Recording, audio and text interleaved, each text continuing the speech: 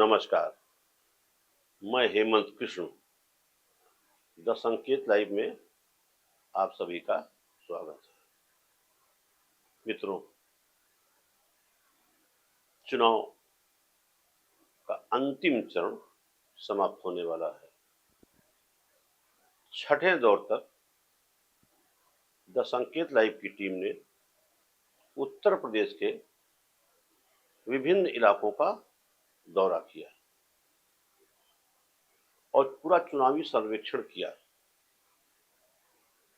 हम आगे दूसरे क्लिप में उस पर चर्चा करेंगे।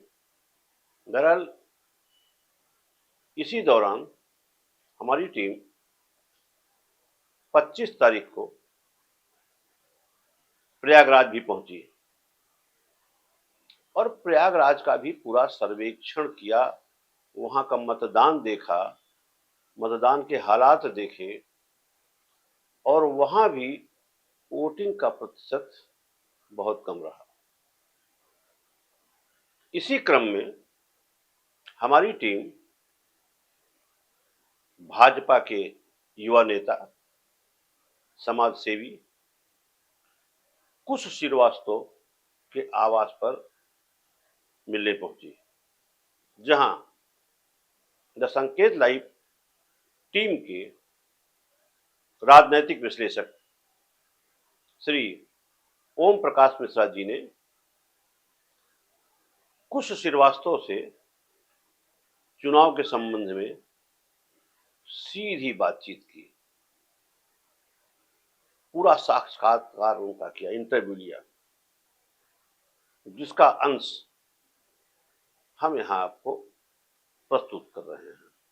तो चलिए आप डॉक्टर ओम प्रकाश मिश्रा की वार्ता कुश श्रीवास्तव के साथ देखिए। कुश श्रीवास्तव उभरते हुए भाजपा के युवा नेता, समाज सेवी हैं। कुश श्रीवास्तव के पिताजी भी इलाहाबाद हाई कोर्ट के माने जाने सीनियर एडवोकेट हैं। उनके पिताजी का नाम विनोद प्रकाश श्रीवास्तव है। तो कुश श्रीवास्तव से वार्ता सुनिए। मैं डॉक्टर ओपी मिश्रा संकेत लाइव से हूं और इस समय प्रयागराज में हूं। आज सुबह से हम लोग प्रयागराज के विभिन्न विधानसभा क्षेत्रों में गए, क्योंकि आज यहां लोकसभा का चुनाव हो रहा है। हमारे बीच भाजपा के एक नेता हैं, समाज सेवी हैं, कुश श्रीवास्तव जी। मैं उनसे ये जानना चाहता हूं कि आज की जो पोलिंग हुई है उसकी पोजीशन क्या रही, उनके हिसाब से, आपके हिसाब से कितना परसेंट पोल हुआ है?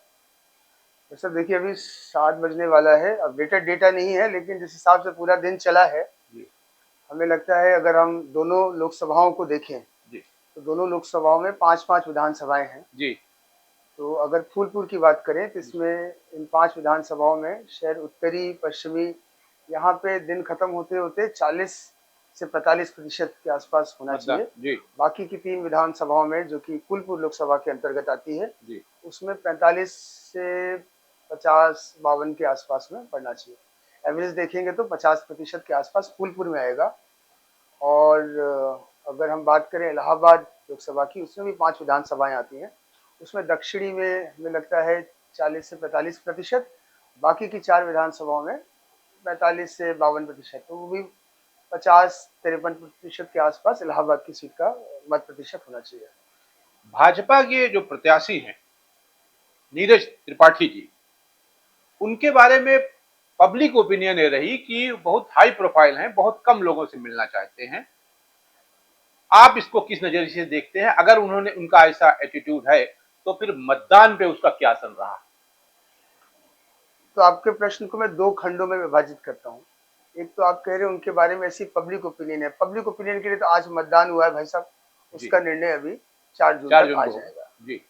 और दूसरा विषय कि कैसा आएगा उनका रिजल्ट, उसकी हमें लगता है, चूंकि वो डबल एजी हैं वर्तमान में और चुनाव लड़ रहे हैं, आदरणीय और स्वर्गीय श्री केशनाथ त्रिपाठी जी के पुत्र हैं, जो कि बहुत ही वरिष्ठ भाजपा कार्यकर्ता, नेता, गवर्नर तक रहे। जी तो ये कहना कि किसी प्रकार का उनके अंदर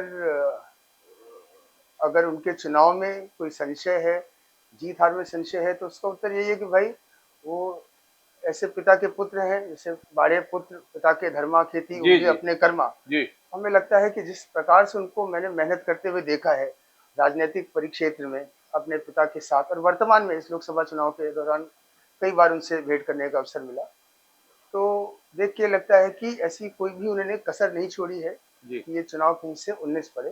बहुत अच्छे से, बहुत तगड़े से, जैसे भारतीय जनता पार्टी के कार्यकर्ताओं को दायित्व दिया जाता है जब भी अवसर मिलता है लड़ने का किसी पद के लिए, तो उसी तरीके से वो लड़े हैं। पूरा संगठन ने उनका सहयोग किया है, साथ दिया, सभी कार्यकर्ताओं ने बढ़ चढ़ कर उनका सहयोग किया। कि भाई साहब देखिए, प्रत्याशी चुनाव अवश्य लड़ता है, लेकिन अगर लोकसभा का चुनाव देखेंगे तो ये पूरा संगठन है जिसका चुनाव है। बिल्कुल इसलिए मोदी जी का चुनाव है, एक जी प्रत्याशी का चुनाव नहीं है। नीरज त्रिपाठी जी प्रत्याशी बिल्कुल हैं, और जो उन्होंने मेहनत करी उससे इस बात को उन्होंने सिद्ध भी किया है कि प्रत्याशी को कैसे लड़ना चाहिए। लड़ो तो ऐसे लड़ो। तो मुझे नहीं लगता इसमें किसी प्रकार का कोई भी संशय है उनकी जीत को लेकर। जो आज चुनाव संपन्न हुआ है, आपके लिहाज से किस मुद्दे पे था?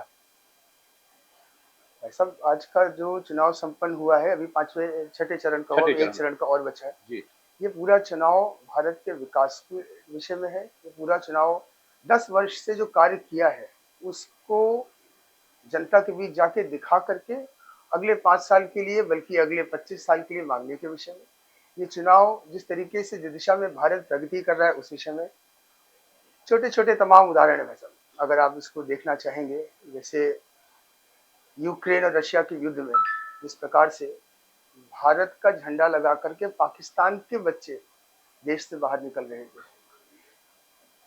जिस प्रकार कतर में जी 8 भारतीयों को फांसी की सजा सुनाने के बाद, अब आप सोचिए किसी देश की न्यायालय ने, सर्वोच्च न्यायालय ने फांसी जैसी बहुत ही कारण रहा होगा जिस सजा सुनाई, और त्वरित प्रभाव से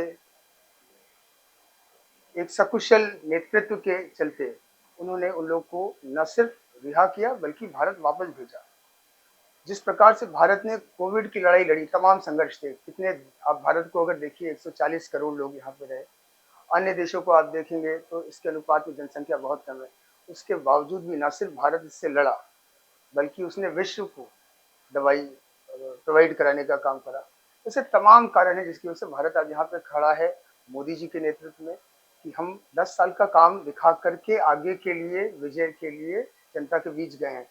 साधारणता क्या होता है कि जैसे जैसे काम करते हैं आपका जीतने की संभावना कम होती है, पर इस केस में जैसा देखने को मिल रहा है, काम इतना अच्छे से होता चल रहा है कि हम लोग अगला मांगने के लिए तैयार हैं। अगला दायित्व मांगने के लिए भारतीय जनता पार्टी मोदी जी के नेतृत्व में तैयार है। आम आदमी की जो प्रॉब्लम्स हैं, आपको नहीं लगता है क्या इस चुनाव में कोई मुद्दा रही है? क्या महंगाई है, बेरोजगारी है, पेपर लीक है, नौकरियां नहीं है, क्या चुनाव में इसका कोई इम्पैक्ट नहीं रहा? मंदिर का कोई इम्पैक्ट नहीं रहा? देखिए भाई साहब, इसको मैं T20 के तरीके से नहीं देखता, ये एक टेस्ट मैच की तरीके से है। अनुपातिक दृष्टिकोण से अगर देखेंगे तो जहां पे भारतीय जनता पार्टी पिछले 10 सालों में राष्ट्र को लेकर के आई है, और उसके में निश्चित ऐसा है कि यहाँ पे हमारे पास अभी ऐसा काम बचा है, जब हम आज भी हम भारत को डेवलप्ड देश नहीं कहते, डेवलपिंग देश की श्रेणी में डालते हैं। आज भी हम बोलते हैं कि तमाम ऐसी गुंजाइशें हैं जिसमें हम काम कर रहे हैं। आज ऐसा ये कहना कि आम आदमी पूर्णतः पार्टी से या सरकार से खुश है, ये कहना शायद ठीक नहीं होगा, लेकिन जिस रफ्तार से काम हो रहा है, जिस दिशा में काम हो रहा है, निश्चित है कि आम आदमी, आपको मैं इसके तमाम उदाहरण दे सकता हूँ और इसमें हम लोग शायद एक हफ्ते चर्चा कर सकते हैं जी जी कि अच्छा क्या हुआ और कम अच्छा क्या हुआ। लेकिन अनुपातिक दृष्टिकोण से अगर देखेंगे तो हमें लगता है ये भारतीय जनता पार्टी के ही बस का था, जहां पे आज राष्ट्र निर्माण की श्रेणी में आके इसको खड़ा किया है, कि भारतीय जनता पार्टी के ही बस का था कि ऐसी सरकार, ऐसी सशक्त सरकार पिछले 10 सालों में खड़ी रही। एक आदरणीय प्रधानमंत्री नरेंद्र दामोदर दास जी मोदी के नेतृत्व में, कि एक प्रतिशत भी संशय नहीं है किसी कार्यकर्ता के मन में कि जो वो कार्य कर रहा है उसका उसको फल मिल रहा है कि नहीं। 1% भी संशय जनता के मन में नहीं है कि वो सुरक्षित हाथों में है कि नहीं। हाँ, ये बात सही है कि कुछ कुछ ऐसे क्षेत्र हैं जहां पे कार्य अभी बाकी है। आपको मैं उदाहरण दे देता हूँ। ठीक है, 2012-13 में मोबाइल फोन का जो डेटा कंजम्पशन था, अगर आपको याद हो, अगर 1 MB डेटा एक्स्ट्रा यूज होता था भाई साहब, तो उसका फलस्वरूप था कि हमारे ऊपर करीब 100 रुपए का एक्स्ट्रा बिल आता था। 100 MB पे हमारा डेटा का बिल कितना हो जाता था, हम सोच सकते हैं। आज हम देखिए तो एक रात का 2.5 GB डेटा है। ठीक उसी प्रकार से अनगिनत चीजें हैं। सिलेंडर को आप देख लीजिए, उसका दाम बढ़ा, आप बोलिए वो नेगेटिव हो गया, लेकिन जैसे जैसे साल दर साल चीजें आगे बढ़ती है, महंगाई दर बढ़ती है, वैसे ही आपकी आय दर भी बढ़ती है। लेकिन भारतीय जनता पार्टी के नेतृत्व में आज हम लोग इस प्रकार के काम कर रहे हैं। चाहे वो हमें आप चांद पे पहुंचने का अचीवमेंट देख लीजिए, आज हमने सूर्य पे मिशन इनिशिएट कर रखा है। हर एक दृष्टिकोण से अगर आप देखें तो मैं वापस से वही कहूंगा कि ये T20 का गेम नहीं था भाई साहब। ये सरकार है और 10 साल से अनुपातिक दृष्टिकोण से जहाँ पे हम लोग काम करते आए हैं वो बहुत ही अच्छा रहा है, राष्ट्र निर्माण के लिए अच्छा रहा है। और आगे जो भी क्षेत्र है जहाँ पे काम अभी प्रगति पे है, वहाँ पे निश्चित हम लोग इसको एक निर्माण पूर्ण स्थिति में शीघ्र पहुंचे। क्या आपको नहीं लगता है कि भारतीय जनता पार्टी तर्कों पे ज्यादा बहस करती है, तर्कों पे चुनाव लड़ने का प्रयास करती है, तथ्यों पे नहीं? अब तर्क और तथ्य दोनों ही एक दूसरे के पूरक हैं। अगर आप तर्क की बात करेंगे तो क्या तर्क है कि वितर्क है कि कुतर्क है? अगर तर्कपूर्ण उत्तर है तो कोई इसमें बुराई नहीं है, क्योंकि तर्क में तथ्य आ ही जाएगा। अगर आप ये कहेंगे कि तथ्य में सारे तथ्य भारतीय जनता पार्टी के खिलाफ हैं या वर्तमान सरकार के खिलाफ हैं, तो ये भी बात आपकी ऐसे ही तर्कहीन हो गई। तो देखिए, जब बहस की विषय अलग है, लेकिन आप जब उसको उठा करके राष्ट्र निर्माण, बाकी राष्ट्र के कंपैरिजन में भारत की वस्तु स्थिति क्या है, उसमें देखेंगे तो आपको खुद ही तथ्य और तर्क दोनों मिल जाएगा कि हम लोग जो भी बात कर रहे हैं उसका आधार क्या है। इलाहाबाद के लोकसभा चुनाव में भारतीय जनता पार्टी और कांग्रेस को जो समर्थित प्रत्याशी है उज्ज्वल रमन सिंह, आप किस लेवल पे ले रहे हैं? कितना फर्क आ सकता है चुनाव में? किस पोजीशन पे दोनों कैंडिडेट जा रहे हैं? उज्ज्वल रमन सिंह जी का जो परिवार है, पिछले 30 साल अगर देखें तो काफी समय उनके पिताजी सक्रिय राजनीति में रहे। उज्ज्वल रमन सिंह स्वयं एक बार विधायक रह चुके हैं, वर्तमान में नहीं है। तो उनका परिवार निश्चित एक और अच्छा उनका जनसंपर्क है, उसमें कोई दो राय नहीं। लेकिन अगर हम यहाँ पे बात करें नीरज त्रिपाठी जी की, तो उस विषय में यहाँ पे कहना मुश्किल होगा कि ये बड़े कि वो बड़े। अभी जो वर्तमान चुनाव है, लोकसभा का चुनाव है, ये भारत का चुनाव है।